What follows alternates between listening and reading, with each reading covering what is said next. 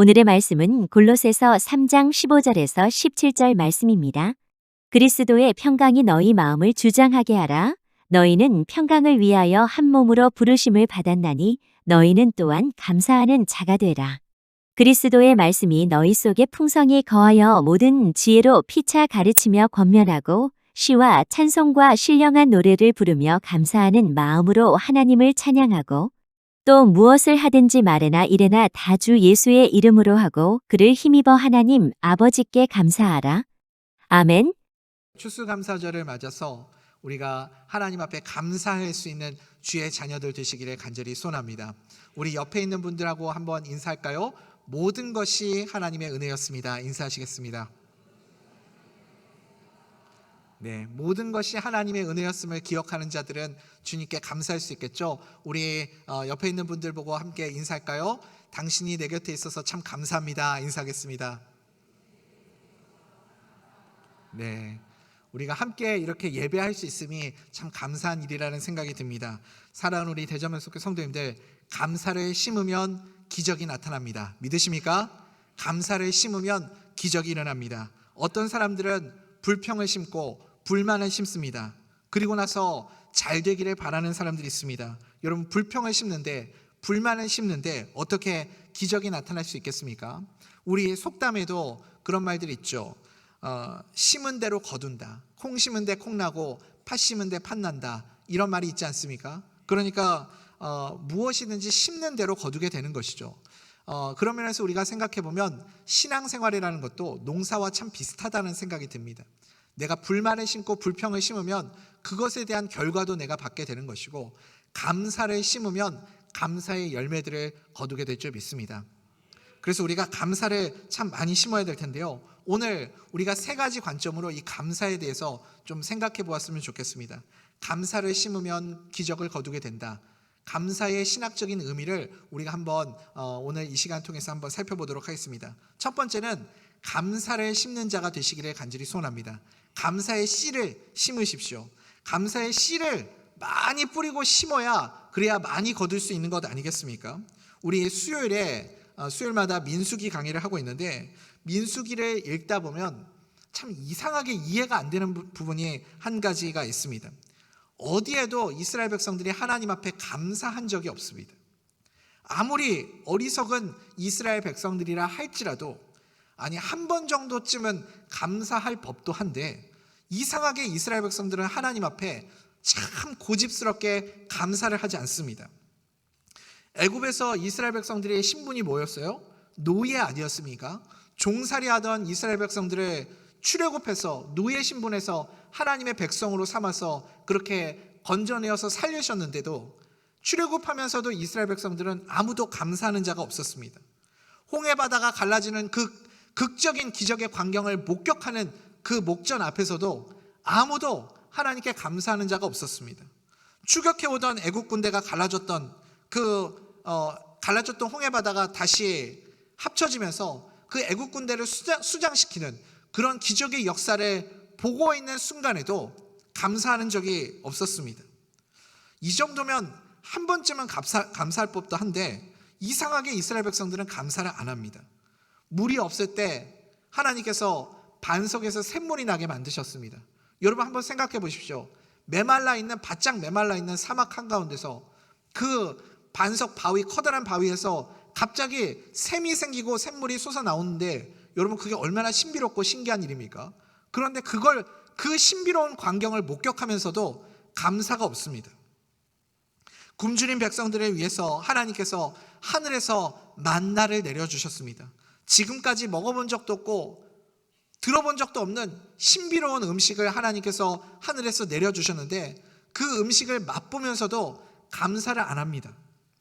사막은 낮에 햇빛이 얼마나 뜨겁습니까? 한여름에 태양보다 더 뜨겁고 그늘 하나 없는 그 뜨거운 태양볕 아래에서 이스라엘 백성들이 힘들고 지칠까봐 하나님께서 구름 기둥으로 그늘을 만들어주시고 그들을 시원하게 지켜주셨습니다. 그러면 당연히 감사한 일 아닙니까? 그런데도 감사를 하지 않습니다.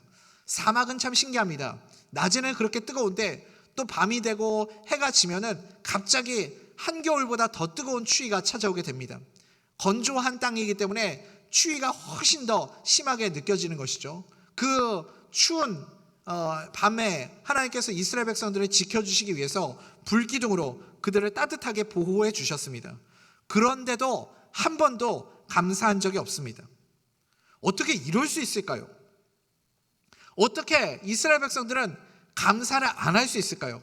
그래서 결과가 어떻게 됐습니까? 감사하지 않은 이스라엘 백성들의 결과가 무엇입니까? 다 죽었습니다. 왜요? 감사하지 않았기 때문에. 다 망해버렸습니다. 왜요? 감사하지 않았기 때문입니다.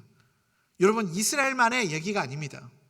오늘 우리 또한 이런 일들이 우리에게도 찾아올 수 있습니다. 그래서 여러분 기억하십시오. 감사를 하지 않으면 우리의 삶 가운데 아무 기적도 일어나지 않을 뿐더러 아무것도 기대할 것도 없습니다. 느끼는 대로, 생각나는 대로 내 마음에 있는 것을 그대로 그냥 여과 없이 말할 때 우리는 그것을 원망이라고 말하고 불평이라고 말합니다.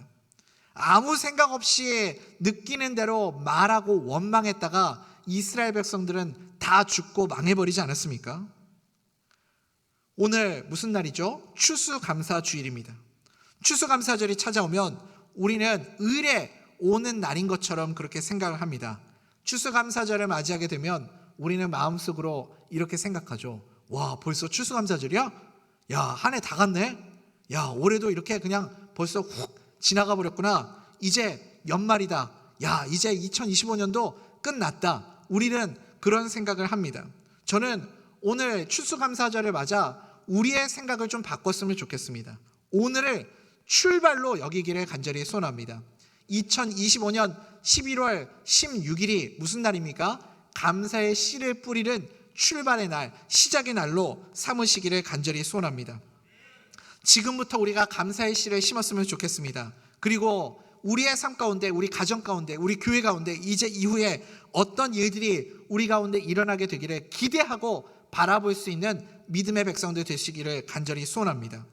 감사의 씨를 심으면 하나님께서 우리의 기도를 들으시고 응답해 주실 뿐만 아니라 우리가 구하지 않은, 전혀 생각해 보지도 않았던 새로운 길을 우리에게 열어주실 줄 믿습니다. 사무엘상 9장에 보면 기스의 아들 사울이라는 사람을 소개합니다. 이 사울이 등장하게 된 배경은 이렇습니다. 기스의 가문 가운데 소중히 여기던 한 암나귀를 잃어버렸습니다. 암나귀 하나를 잃어버렸다고 뭐 그게 큰 대수인가? 우리는 그렇게 생각할 수 있죠. 그런데 그때 당시에 암나귀는 부의 상징을 의미합니다. 제사의 굉장히 중요한 부분을 차지하는 것이 암나귀였습니다. 그러니까 우리가 욥기를 보면 욥이 동방에서 가장 큰 부자였다 이렇게 소개하지 않습니까? 그가 얼마나 재산이 많은 부자였는지를 가늠하는 수치가 무엇이냐면 암나귀의 숫자로 표시를 하는 거예요. 그만큼 그 암나귀가 중요하다는 것이죠. 애굽에서 총리가 된 요셉이 자기 아버지 이제 야곱에게 선물을 잔뜩 싣고 그래서 그 실어 보내면서 어디에다가 그 선물을 실어서 보내냐면 암나귀에다가 실어서 보냅니다. 그래서 성경을 볼 때 나귀, 특별히 이 암나귀는 소중한 것의 상징을 의미하는구나 우리가 쉽게 이해할 수가 있습니다. 이런 소중한 암나귀를 잃어버렸습니다. 그래서 기스는 자기 아들 사울에게 암나귀를 찾아와야 된다. 우리 집에 굉장히 중요한 재산이기 때문에 너 무슨 수를 써서라도 그 나귀를 꼭 찾아와라 하고 종을 하나 붙여서 그 나귀를 찾아오도록 그렇게 보냅니다. 사울이 그래서 에브라임 산지를 찾아 헤매고 살리사 땅으로도 가보고 또 사일링 땅으로도 가보고 베냐민 사람들이 살고 있는 땅으로도 가보았지만 아무 소용이 없었습니다. 무려 며칠 동안 찾았습니까? 사흘 밤낮을 찾아다녔지만 암나귀를 찾지 못했습니다. 게다가 설상가상으로 먹을 식량까지 다 떨어져 버렸습니다. 최악의 상황입니다. 여기에 여러분 생각해 보십시오. 감사할 일이 뭐가 있습니까? 감사할 일이 하나도 없는 그런 최악의 상황 아닙니까? 그때 이 사울의 종 사환이 하나님의 사람에 대해서 한마디를 던집니다. 그래서 그 하나님의 사람을 찾아서 만나러 가게 됩니다. 우리가 눈여겨볼 것이 여기 한 가지가 있습니다. 사울이 하나님의 사람을 만나러 가기 위해서 그때 예물을 어떻게 드릴지에 대해서 고민하고 걱정하는 내용이 담겨 있습니다. 지금 사울은 소중한 암나귀를 잃어버렸고 식량조차 다 떨어져 버렸습니다. 그런데 하나님 앞에 나아가면서 내가 이렇게 빈손으로 하나님 앞에 나아갈 수 없다라는 거예요. 그래서 내가 어떻게 하면 하나님 앞에 예물을 들고 나아갈 수 있을까? 이것을 고민합니다. 마침 그때 사울의 종이 모르겠어요. 자기 혼자 몰래 사울 잠들었을 때 나가가지고 맛있는 거 사 먹으려고 좀 감춰뒀는지는 모르겠는데 감춰뒀던 은 4분의 1 세개를 꺼내게 됩니다. 그래서 그 은 4분의 1 세개를 준비해서 하나님의 사람을 만나러 가게 되는 것이죠. 이 하나님의 사람을 만나러 간다, 사무엘 선지자를 의미하는데 이것은 다른 말로 하면 하나님께 나아갔다라는 뜻입니다. 사울이 하나님께 나아갈 때 예물을 준비해서 나아갔습니다. 다른 말로 하면 감사하는 마음으로 갔다라는 뜻입니다. 감사하는 마음으로요. 여러분, 감사할 일이 하나도 없는 사울 아닙니까? 감사할 게 뭐가 있습니까? 그런데 사울은 지금 최악의 상황 가운데서 하나님 앞에 나아가면서 감사하는 마음으로 나아갔습니다. 그랬더니 하나님이 어떤 은혜를 사울에게 베풀어 주십니까? 잃어버렸던 암나귀를 찾게 해주십니다. 여기서 끝이 아니죠. 그것은 시작에 불과합니다. 잃어버린 암나귀를 찾기 위해서 하나님을 만나러 갔는데 사실은 암나귀만 찾은 것이 아니라 잃어버린 암나귀가 연결고리가 되어서 암나귀도 찾고 나중에는 어떻게 돼요? 이 사건을 계기로 해서 이스라엘의 초대 왕으로 등극하게 되는 그런 너무나도 신비하고 놀라운 축복의 주인공이 되는 사람이 되지 않습니까? 감사하니까 생각지도 않았던 더 큰 은혜를 하나님께서 이 사울에게 베풀어 주시는 것을 볼 수 있습니다. 암나귀를 잃어버린 이 사건을 계기로 마치 여러분 한번 생각해 보십시오. 보이지 않는 하나님의 손이 모든 일이 짜여진 톱니바퀴가 이렇게 맞춰서 돌아가는 것처럼 하나님께서 이 사건의 배후에서 최선을 다해서 하나님의 열심으로 하나님의 뜻을 이루기 위해서 바쁘게 움직이시는 그 세밀한 손길을 발견할 수 있지 않습니까? 저는 이 사울이 암나귀를 찾는 이 사건을 통해서 사무엘 선지자를 만나고 이스라엘의 초대 왕이 되기까지 여기에서 10가지 하나님의 은혜를 발견할 수 있었습니다. 10가지 기가 막힌 하나님의 은혜가 감춰져 있는 것이죠. 우리가 믿음의 눈을 들고 그것을 바라보지 못하면 그냥 지나가 버릴 일이고 당연하게 여길 일인데 하나님의 은혜를 기억하면 이것이 하나님이 역사하신 것이고 하나님의 기적이었구나, 감사하는 자에게 하나님이 베푸신 일이었구나 라는 것을 발견하게 됩니다. 제가 발견한 10가지 하나님의 은혜를 한번 소개해 드리겠습니다. 첫 번째, 하나님께서 귀한 암나귀를 잃어버리게 하십니다. 여러분, 이거 은혜죠? 목사님, 이게 무슨 은혜예요? 나귀를 잃어버렸는데. 그런데 나귀를 잃어버렸기 때문에 이 모든 일들이 벌어지기 시작한 것 아닙니까? 그러니까 나귀를 잃어버린 게 은혜죠. 하나님의 은혜입니다. 또 그냥 다른 것을 잃어버린 것이 아니라 소중한 암나귀를 잃어버렸기 때문에 기스의 아들이 그 잃어버린 나귀를 찾아 나서야만 했습니다. 그러니 이것도 은혜죠. 아멘을 여러분 오늘 안 하시기로, 추수감사절인데 오늘까지 여러분 이러시기로 마음 먹으셨습니까? 세 번째, 며칠 동안 못 찾았어요? 사흘 동안 찾지 못했습니다. 이것도 은혜입니다. 이성애 집사님만 아멘 하시는군요. 네 번째, 이렇게 아무것도 찾지 못하고 음식도 떨어지고 기력도 다 떨어진 이 상황 가운데서 하나님의 사람을 알고 있던 종, 하나님의 사람을 알고 있었던 사환이 함께 동행했습니다. 은혜죠. 은혜입니다. 다섯 번째, 수중에 식량이 다 떨어져 버렸습니다. 먹을 것이 하나도 없습니다. 그래서 누군가를 만나러 찾으러 가야만 하는 상황입니다. 이것도 은혜입니다. 여섯 번째, 사환이 제안을 합니다. 하나님의 사람을 만나러 가자고 제안을 합니다. 이것도 은혜입니다. 일곱 번째, 가진 예물을 드릴 돈이 하나도 없는데 사환이 마음에 감동이 돼가지고 자기 속안에 감추어뒀던 그 비상금을 꺼내서 그렇게 기꺼이 내놔서 하나님 앞에 감사의 예물을 드릴 수 있게 해주었습니다. 이것도 은혜입니다. 여덟 번째, 사무엘이 있는 성읍으로 하나님께서 그들의 발걸음을 인도해 주셨습니다. 이것도 은혜입니다. 9번째, 마침 하나님의 사람 사무엘이 그곳에 있어서 딱 만나게 하십니다. 이것도 은혜입니다. 10번째, 하나님이 사울을 하나님의 사람 사무엘을 통해서 기름 붓게 하셨습니다. 이것도 은혜 중에 은혜인 줄 믿습니다. 그러니 돌이켜보면요, 모든 것이 하나님의 은혜임을 믿습니다. 우리는요, 생각하잖아요. 올 한 해를 여러분 한번 쭉 돌이켜 보십시오. 위기의 순간도 있었고, 고난의 순간도 있었고, 눈물을 흘렸던 순간도 있었고, 모든 것이 다 끝났다고 생각되고 막혔다라고 생각하는 순간들도 있었습니다. 그런데 참 신비하지 않아요? 어떤 때는 하나님이 돕는 자를 보내주시고, 어떤 때는 하나님이 전혀 생각지도 못했던 다른 문을 열어주시고, 어떤 때는 하나님이 그 고난과 어려움의 시간들 통해서 그것 때문에 하나님이 다른 길로 우리를 인도해 주시고, 내가 구하고 생각했던 길이 아니라 전혀 뜻밖의 새로운 은혜, 새로운 길, 새로운 감동으로 하나님이 우리의 삶을 연결해 주시고, 이런 순간들이 얼마나 많이 있었습니까? 그러니 돌이켜보면 모든 것이 하나님의 은혜인 줄 믿습니다. 누구에게 이런 세밀한 하나님의 손길과 하나님의 섭리와 그리고 하나님의 은혜가 임합니까? 감사하는 자에게. 감사하는 자에게 하나님이 이런 은혜를 주시는 줄 믿습니다. 육신의 눈으로 볼 때는 이 사울이 왕이 되기까지 모든 것이 다 이해할 수 없는 것들 투성이지만, 영적인 눈으로 바라볼 때는 그 속에 분명한 하나님의 구속의 은혜와 간섭이, 그리고 하나님의 인도하심의 은총이 있었음을 우리가 보게 됩니다. 감사하면 감사하는 자에게 하나님이 이처럼 우리가 생각하지도 못했던 그런 은혜를 베풀어 주실 줄 믿습니다.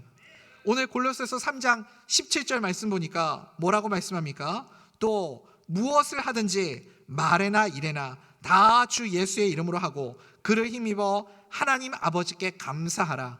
언제 감사하라고요? 무엇을 하든지, 무엇을 하든지 언제든지 하나님께 감사하라, 이렇게 말씀합니다. 그러니까요, 우리의 삶 속에서 내가 하는 말 속에 감사를 담고 무슨 일이든지 감사를 심으면, 그러면 거기에서부터 하나님의 기적의 역사가 임하게 될 줄 믿습니다. 나 개인에게는 우리 개인의 감사가 넘쳐서 나의 삶 가운데 기적이 나타나고, 우리 가정 가운데는 감사가 넘쳐서 가정의 기적이 나타나고, 우리 구역과 내가 속해 있는 직장과 우리의 삶의 현장 가운데는 감사가 넘쳐서 그곳에서 기적이 나타나는 그런 은혜의 주인공들이 다 될 수 있기를 간절히 소원합니다. 그래서 첫 번째 메시지가 뭐였죠, 여러분? 감사의 씨를 많이 심으면 우리 성도님들의 삶 가운데 기적의 역사가 임하게 될 줄 믿습니다. 감사를 많이 심으십시오. 그래서 기적을 체험하는 거룩한 하나님의 백성들 다 될 수 있기를 간절히 소원합니다. 두 번째는, 감사는 무엇이냐? 감사는 명령이 아닙니다. 감사는 명령이 아니라 하나님의 약속입니다. 감사는 명령이 아니라 하나님의 약속이다. 여러분, 곰곰이 한번 생각해 보십시오.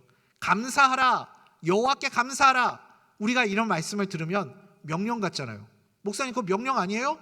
명령인 것 같은데 사실은 명령이 아니라 하나님의 약속이라는 거예요.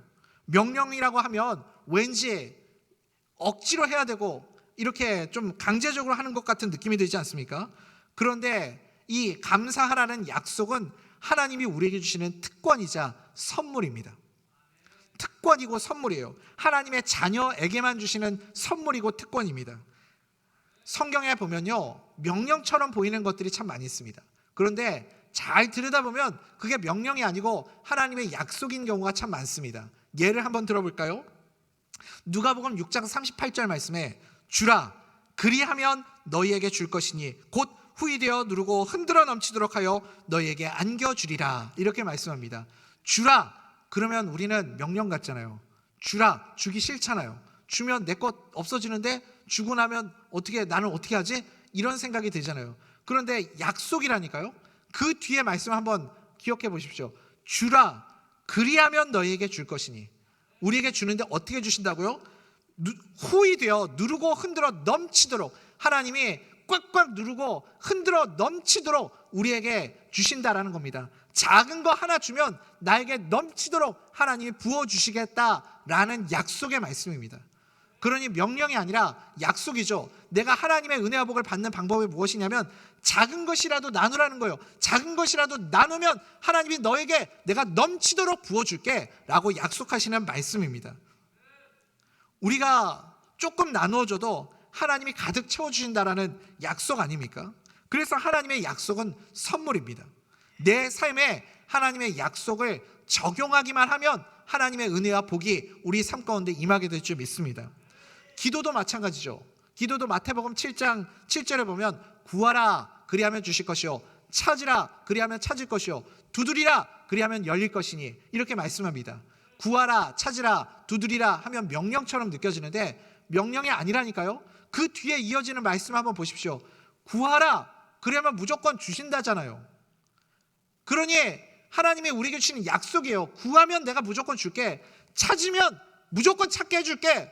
두드려봐. 두드리면 무조건 열리게 될 거야. 하나님의 약속이라니까요. 이 약속은 특권이고 선물입니다. 그러니 명령으로 받지 말고 약속으로 받아서 우리의 삶 가운데 적용하는 것이 중요하겠죠.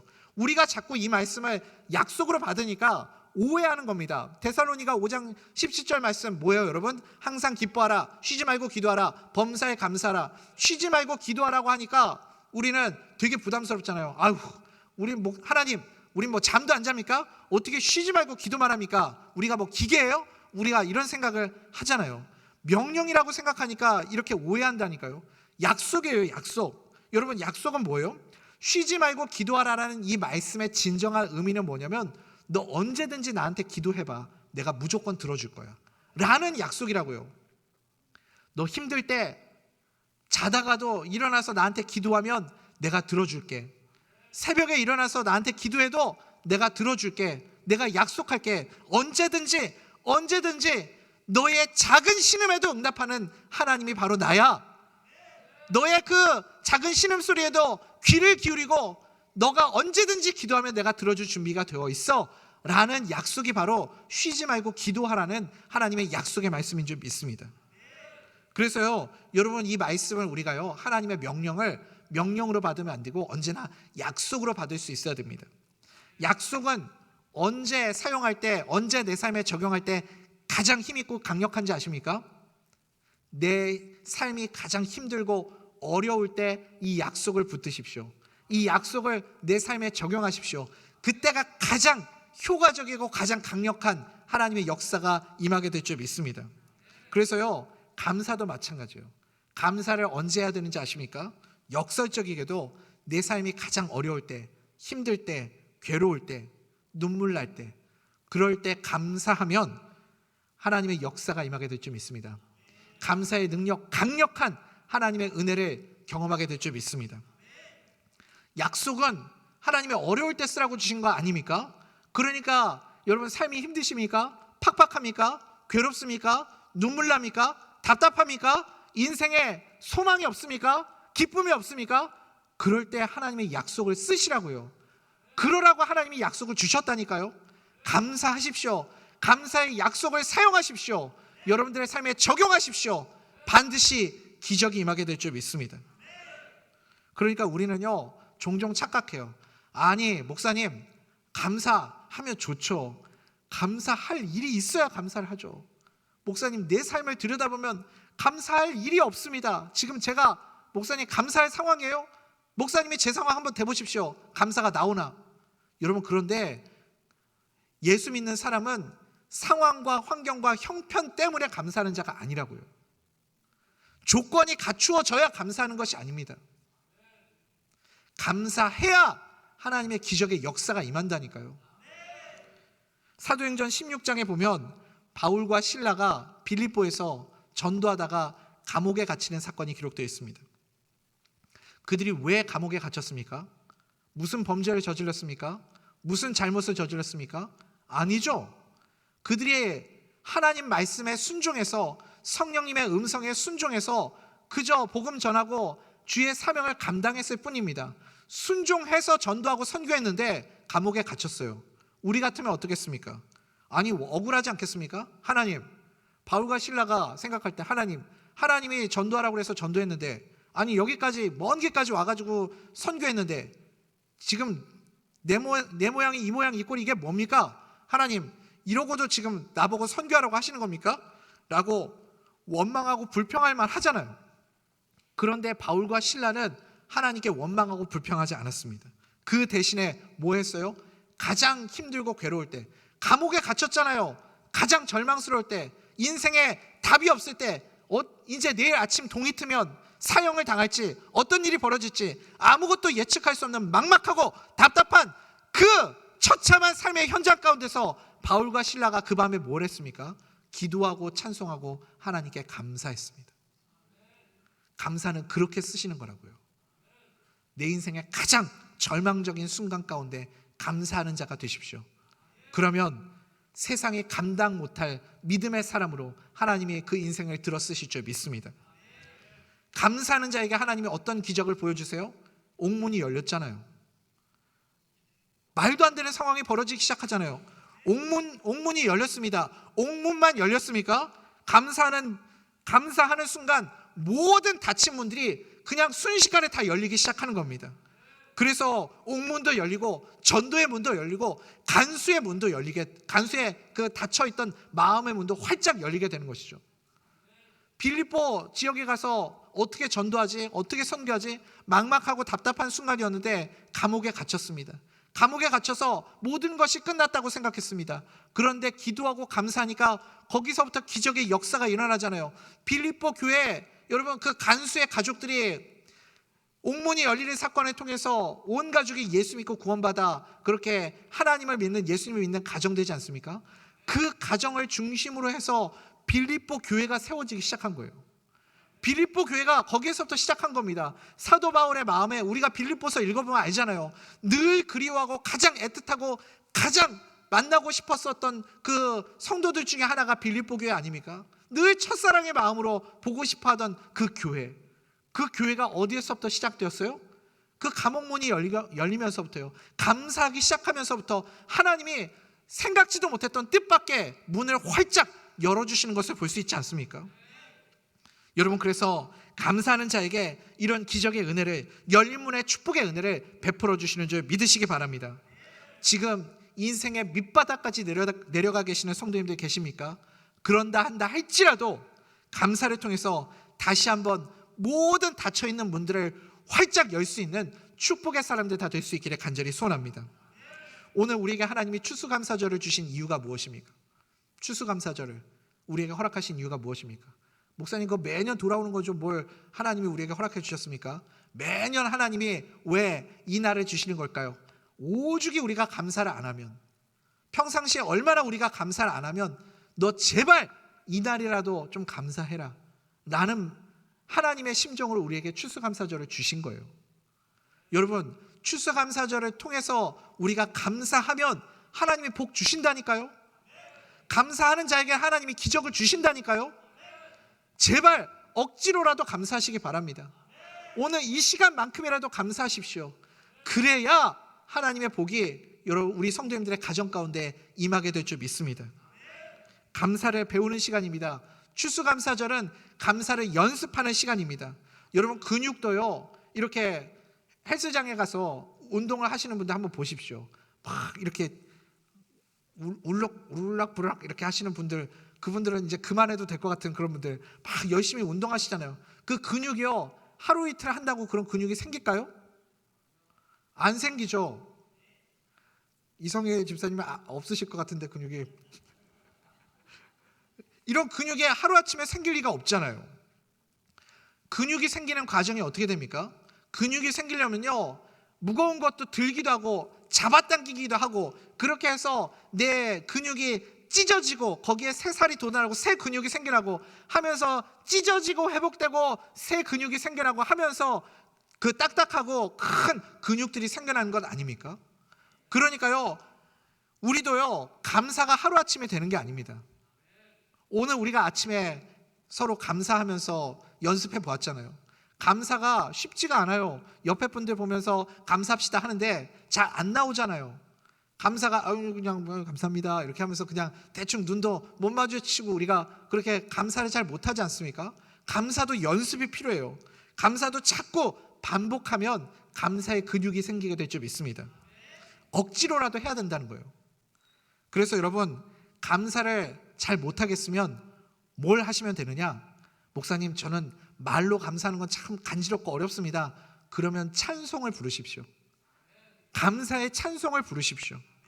오늘 우리 16절 말씀 한번 같이 읽어보겠습니다. 시작. 그리스도의 말씀이 너희 속에 풍성히 거하여 모든 지혜로 피차 가르치며 권면하고 시와 찬송과 신령한 노래를 부르며 감사하는 마음으로 하나님을 찬양하고. 아멘. 아멘. 그러니까 내 말로 감사하는 게 간지럽고 불편하고 어려우시면 찬송을 부르시라고요. 감사하고 찬송하면 기적이 임하게 될 줄 믿습니다. 제가 아무리 성경을 가지고 말씀을 드려도 우리 성도님들이 잘 못 믿으시는 눈치셔서 제가 좀 신뢰를 들어서 설명을 드리려고 합니다. 사실 저는 이런 예화를, 이런 실 예를 들어서 이 말씀 전하는 걸 별로 안 좋아하거든요. 전 진짜 안 좋아하는 케이스 중에 하나인데, 오늘은 너무 이 감사를 아무리 하라고 해도 여러분들이 잘 감사를 안 하시니까 이렇게라도 여러분들을 좀 설득하고 싶어서 말씀을 드리는 거예요. 진짜 제가 좋아하는 방법이 아닙니다. 미국의 UCLA 굉장히 명문대학이죠. 의과대학에 로버트 에먼스라는 박사님이 계십니다. 이 박사님이 암 환자들을 대상으로 임상 실험을 했어요. 어떤 실험을 했냐면, 암 환자들을 모아놓고 감사 일기를 3개월 동안 쓰겠습니다. 무조건 하루에 3가지 이상 감사의 내용들을 일기에 쓰십시오. 해서 감사 일기를 3개월 동안 쓰게 했습니다. 3개월 후에 놀라운 결과가 나타났습니다. 감사의 일기를 쓴 환자들은 그렇지 않은 환자들보다 면역세포의 활성률이 평균보다 25% 이상 상승했다고 합니다. 그리고 스트레스 호르몬 코르티솔이라는 그 스트레스 호르몬 수치가 현저히 감소했다고 합니다. 무엇보다도 이 감사하는 사람들의 특징이 무엇이냐면, 불안 증상이 사라지고 불면증이 없어지고 수면의 질이 굉장히 좋아지게 되었다, 이런 결과가 있습니다. 그래서 에먼스 교수가 이렇게 결론을 지었다고 합니다. 감사는 신체의 면역 체계를 강화시키는 보이지 않는 약이다. 이걸 꼭 연구해봐야 알아요? 바보 아니에요? 하나님이 감사하라고 말씀하시잖아요.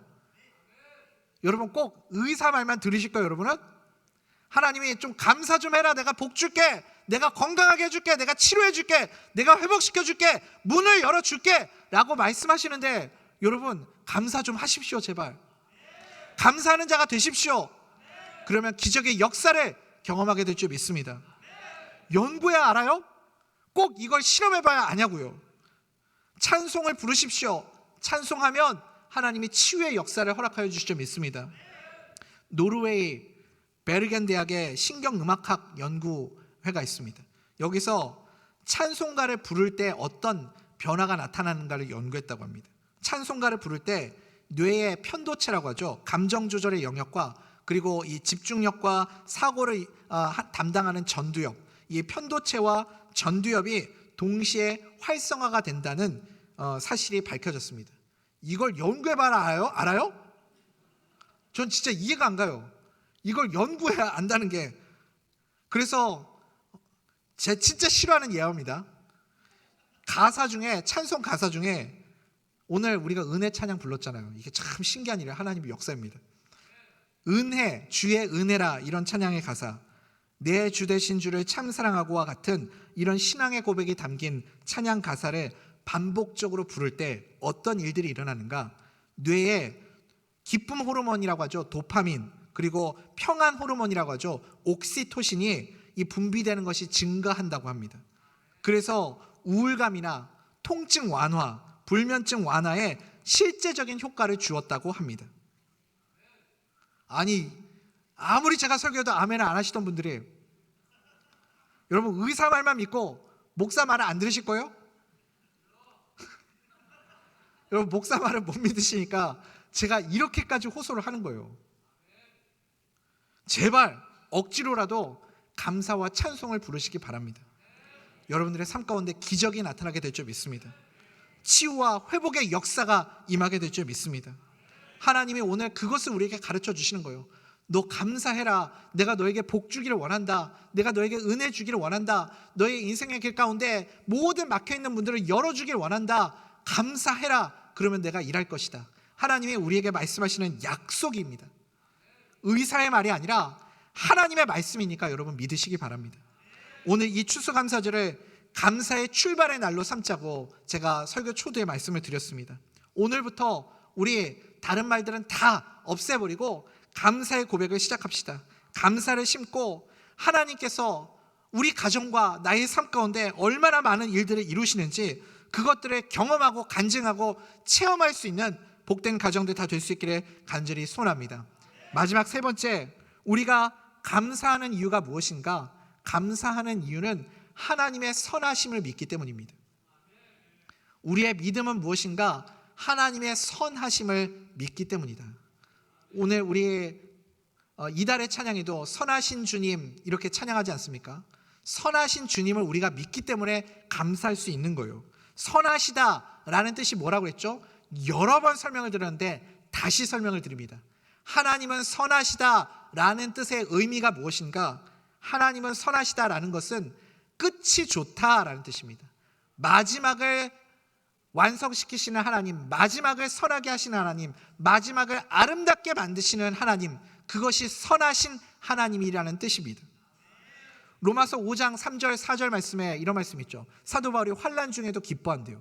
어떻게 환난 가운데 사도 바울은 기뻐할 수 있을까요? 왜냐하면 환난은 인내를, 인내는 연단을, 연단은 소망을 이루기 때문이다. 그렇게 고백합니다. 그러니까요, 환난 가운데 있는데 사도 바울은 그 가운데서도 소망을 이루어내는 것을 압니다. 다른 말로 하면 이게 무슨 뜻이죠? 하나님은 모든 것이 합력하여서 하나님의 선을 이루어 가시는 분이시다 라는 것을 믿는 거예요. 우리의 믿음이 무엇인지 아십니까? 우리의 신앙은 하나님의 선하심을 믿는 거라니까요. 마지막을 좋게 하시는 하나님, 끝을 아름답게 하시는 하나님, 모든 것이 합력하여 하나님의 선을 이루어 가시는 하나님, 그것을 우리는 믿습니다. 그러니까요, 여러분 한번 생각해 보십시오. 내가 생각할 때는 모든 것이 합력하여라는 것에는 나에게는 지워버리고 싶은 시간들도 있잖아요. 내 머릿속에 너무 아프고 괴롭고 슬프고 힘들어서 그 시간이 차라리 없었으면 좋겠다고 생각하는 시간들도 있잖아요. 너무 아픈 상처로 남겨져 있는 시간들도 있잖아요. 괴로운 나날들도 있잖아요. 눈물 나는 시간들도 있잖아요. 그런데 우리가 믿는 신앙은 무엇이냐면 그 시간들이 의미 없는 시간들이 아니라고요. 없어졌으면 좋겠는 시간들이 아니라 하나님은 선하신 하나님이시기 때문에 그 모든 것들이 합력하여 하나님의 선하심을 마침내 이루어감을 여러분 믿으시기 바랍니다. 그것을 믿는 자만 감사할 수 있어요. 그것을 믿어야만 우리가 지금 현재 감사할 수 있다고요. 목사님, 나 같은 상황이면 목사님 같으면 감사하겠습니까? 선하신 하나님을 믿으십시오. 그러면 최악의 상황 가운데서도 감사할 수 있어요. 왜냐하면 그 시간조차도 하나님은 사용하고 계시니까요. 하나님의 선하심으로 만들어가고 있는 과정이니까요. 그러니까 우리 예수 믿는 사람들은요, 그 선하신 하나님을 믿고 가는 자들입니다. 좋은 환경 만들어주시면 그때 감사하겠다고요? 그러면 그 말은 무슨 뜻이냐면 나는 평생 환경에 끌려다니는 인생 되겠다라는 뜻입니다. 사랑하는 우리 대전변속교 성도님들, 무조건 감사하십시오. 감사하면 환경도 바뀌고, 감사하면 하나님이 길을 열어주시고, 감사하면 하나님의 선하심으로 우리의 가정과 우리의 삶을 인도해 주실 줄 믿습니다. 우리 모두 감사합시다. 감사하십시오. 기적이 일어납니다. 믿으십니까? 그렇게 승리하는 주님의 자녀들 다 되시기를 간절히 소원합니다. 이제 말씀 맺겠습니다. 여러분, 이제 우리 다른 소리 하지 말고 무조건 감사합시다. 감사의 씨를 오늘부터 심읍시다. 많이 뿌리는 만큼 더 많은 기적의 축복을 거두게 되는 주님의 자녀들 될 줄 믿습니다. 그리고 감사가 뭐라고 그랬어요? 명령이 아니라고 그랬죠? 하나님이 우리에게 주시는 약속입니다. 약속. 약속은 언제 쓰는 거라고요? 제일 힘들 때요. 제일 괴로울 때요. 제일 아플 때요. 그럴 때 그 약속을 붙드십시오. 그래서 그 약속을 붙잡고 하나님 앞에 감사함으로 고백하며 주님 앞으로 나아가십시오. 하나님은 어떤 하나님이시라고요? 선하신 하나님, 마지막을 좋게 하시는 하나님, 끝을 아름답게 하시는 하나님, 내 인생의 모든 것들을 다 사용하셔서 모든 것이 합력하여 하나님의 선을 이루어 가시는 하나님이심을 믿으시기 바랍니다. 그래서 여러분, 내년 추수감사절을 기대합시다. 지금부터 1년 동안 뿌려진 감사의 씨앗이 얼마나 큰 기적을 이루는지 우리의 삶을 통해서, 우리 성도님들의 가정을 통해서 증거가 되고 간증이 되고 그렇게 누릴 수 있는 하나님의 거룩한 가정들 다 될 수 있기를 주님의 이름으로 간절히 소원하고 축복합니다.